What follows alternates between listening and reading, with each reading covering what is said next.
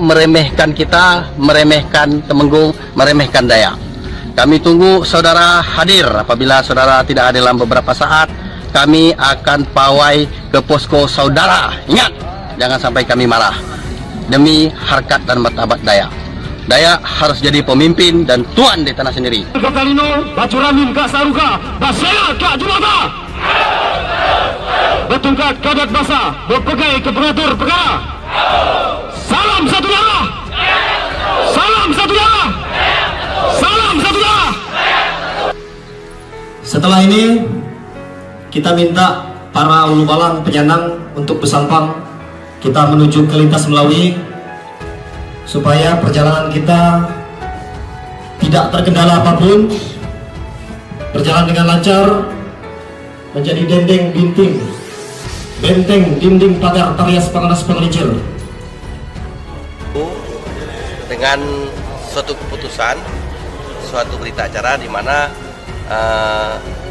pengakuan hak-hak hutan adat masyarakat Punan Lompongan ini akan kita teruskan atau ke Danau Sentarum untuk mengikuti proses sesuai undang-undang berlaku ke Kementerian Lingkungan Hidup supaya pengakuan hak-hak adat terhadap masyarakat adat Dayak itu betul-betul diakui oleh negara, karena masyarakat adat jauh hari ribuan tahun hadir sebelum adanya penetapan wilayah. Semoga proses ini menjadi pembelajaran sehingga hutan-hutan adat, wilayah-wilayah adat kembalikanlah kepada masyarakat adat.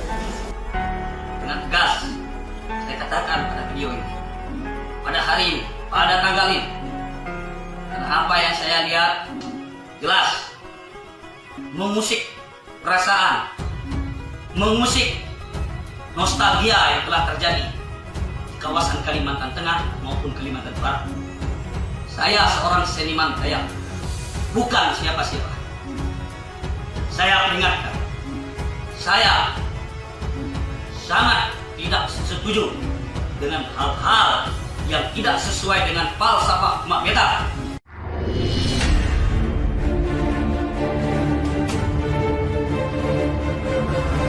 Usai demo tolak konsesi sawit, tokoh Dayak dijemput paksa.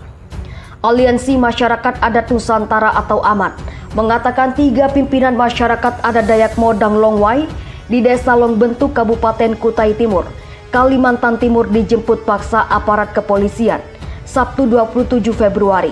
Mereka sebelumnya mengikuti demo menolak konsesi perkebunan kelapa sawit. Pengurus Besar AMAN Sinungkarto menjelaskan 3 masyarakat adat tersebut, yaitu Daud Luing, Kepala Adat, Benediktus Benglui, Sekretaris Adat, dan Elisason, Dewan Adat Daerah Kalimantan Timur. Mereka sebelumnya menerima surat panggilan dari kepolisian karena demonstrasi yang diikuti dinilai mengganggu jalan dan usaha perkebunan. Aksi tersebut bagian dari langkah panjang perjuangan masyarakat dalam menuntut pengembalian wilayah adat mereka, sekitar 4.000 hektar yang dijadikan perkebunan sawit, katanya kepada CNN Indonesia Selasa 2 Maret. Peristiwa ini dijadikan alasan untuk memanggil 3 pimpinan masyarakat yang berujung penangkapan di tengah jalan Tambahdia.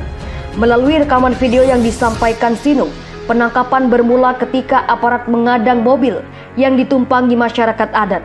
Mereka kemudian diminta turun dari mobil dan dibawa ke Polres Kutai Timur. Menurut catatan AMAN, polisi datang dengan belasan mobil dan bersenjata lengkap. Penangkapan sendiri dilakukan karena ketiga masyarakat adat tidak memenuhi panggilan dari pihak kepolisian sebanyak 2 kali. Dalam video tersebut, pihak kepolisian membawa mereka untuk dimintai keterangan sebagai saksi. Namun begitu, Sinung menilai langkah tersebut tak seharusnya dilakukan aparat jika mereka hanya berstatus saksi. Mereka sempat diinapkan 1 malam di Polres Tambahdia. Ia pun menduga langkah tersebut ada hubungannya dengan penolakan warga terhadap konsesi sawit milik PT Subur Abadi Wana Agung yang gencar diserukan masyarakat adat sejak 13 tahun lalu. Namun kata dia, hingga hari ini masyarakat adat tidak mendapatkan tanggapan baik dari perusahaan. Sinung menjelaskan Longwai merupakan pusat pemukiman masyarakat suku Dayak yang sudah berdiri sejak 1879.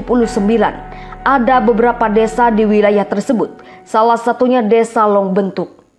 Pada 2005, PT Sawa memasuki area Desa Longbentuk bermodalkan surat keputusan dari Bupati Kutai Timur yang memberikan hak terhadap 14.350 hektar lahan. Namun masyarakat adat mengklaim ada 4.000 hektar wilayahnya yang ditanami sawit tanpa persetujuan mereka. Masyarakat adat pun berupaya melakukan resolusi bersama dan forum komunikasi untuk menyuarakan penolakan. Namun pada 2008 masyarakat adat digusur dari wilayahnya. Ombudsman RI disebut turut menyurati Bupati Kutai Timur saat itu terkait persoalan ini. Baru pada 2011 manajemen PT Sawa dan Kepala Desa Longbentuk saling bertukar surat. Surat menyurat itu tak berujung pada solusi yang memuaskan bagi masyarakat adat. Mulai 2015 masyarakat adat melakukan serangkaian aksi damai menuntut hak atas tanah yang digusur. Kementerian Lingkungan Hidup dan Kehutanan KLHK sempat terjun langsung ke lokasi untuk menyelesaikan konflik.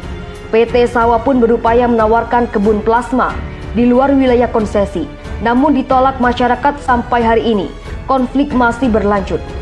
Kapolres Kutai Timur AKBP Weli Jatmoko menjelaskan penangkapan dilakukan karena ketiga masyarakat adat melakukan penutupan aktivitas jalan di sekitar konsesi dan perkebunan sawit.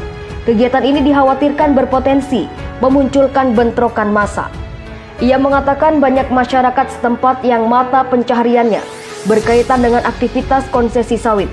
Menurutnya penolakan terhadap konsesi sawit hanya disuarakan sebagian masyarakat adat di wilayah itu. Kami pihak kepolisian tidak ada mengkriminalisasi tokoh adat karena ada masyarakat yang merasa dirugikan dan melaporkan ke pihak kepolisian. Tuturnya kepada cnnindonesia.com. Weli mengatakan ketika tokoh adat dijemput sebagai saksi untuk dimintai keterangan, namun ia tidak menutup kemungkinan ketiganya ditetapkan sebagai tersangka jika bukti dan keterangan yang didapat dinilai mendukung. cnnindonesia.com telah berupaya menghubungi nomor telepon PT Subur Abadi Wana Agung yang didapat melalui penelusuran situs, namun tidak tersambung. Nama PT Sawa sendiri tercantum dalam daftar laporan keuangan tahunan perusahaan LKTP pada Direktorat Jenderal Perdagangan Dalam Negeri sejak tahun 2014. Mengutip situs Dinas Perkebunan Provinsi Kalimantan Timur, PT Subur Abadi Wana Agung memiliki 14.350 hektar lahan di wilayah Kalimantan Timur untuk perkebunan sawit per 2009. Laporan Forest Watch Indonesia FWI pada 2013 menyatakan ada praktek ilegal yang dilakukan Bupati Kutai Timur, Isran Nur dan Kementerian Kehutanan karena mengeluarkan izin usaha pada lahan yang tumpang tindih dengan perkebunan sawit, tambang batubara dan lahan masyarakat adat. Tumpang tindih izin antar perusahaan mengakibatkan konflik semakin parah. Belum selesai perkara dengan perusahaan perkebunan kelapa sawit. Masyarakat dihadapkan lagi dengan izin HTI dengan izin eksplorasi tambang batubara di lokasi yang sama. Tulis laporan bertajuk Pertahankan Hutan Adat yang Tersisa. Menurut catatan FWI, konflik di Longbentuk bukan hanya datang dari konsesi PT Sawa.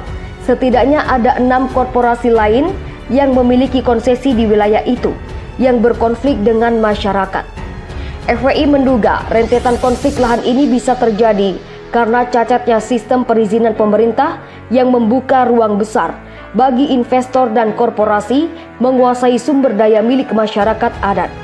Masuknya perusahaan swasta ke wilayah masyarakat adat pun disebut berdampak signifikan terhadap kesejahteraan masyarakat. Mereka disebut merasa kehilangan sumber daya yang sudah lama menjadi mata pencaharian utama. Masyarakat adat pun berupaya melakukan resolusi bersama dan forum komunikasi untuk menyuarakan penolakan. Namun pada 2008 masyarakat adat digusur dari wilayahnya. Ombudsman RI disebut turut menyurati Bupati Kutai Timur saat itu terkait persoalan ini.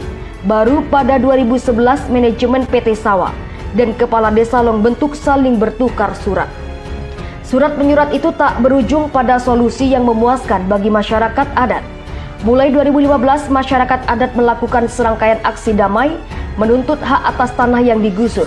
Kementerian Lingkungan Hidup dan Kehutanan KLHK sempat terjun langsung ke lokasi untuk menyelesaikan konflik. PT Sawah pun berupaya menawarkan kebun plasma di luar wilayah konsesi, namun ditolak masyarakat sampai hari ini. Konflik masih berlanjut. Kapolres Kutai Timur AKBP Weli Jatmoko menjelaskan penangkapan dilakukan karena ketiga masyarakat adat melakukan penutupan aktivitas jalan di sekitar konsesi dan perkebunan sawit. Kegiatan ini dikhawatirkan berpotensi memunculkan bentrokan massa. Ia mengatakan banyak masyarakat setempat yang mata pencahariannya berkaitan dengan aktivitas konsesi sawit. Menurutnya, penolakan terhadap konsesi sawit hanya disuarakan sebagian masyarakat adat di wilayah itu.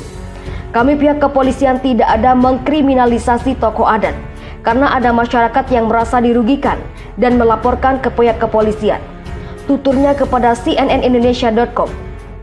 Weli mengatakan ketika tokoh adat dijemput sebagai saksi untuk dimintai keterangan, namun ia tidak menutup kemungkinan ketiganya ditetapkan sebagai tersangka jika bukti dan keterangan yang didapat dinilai mendukung.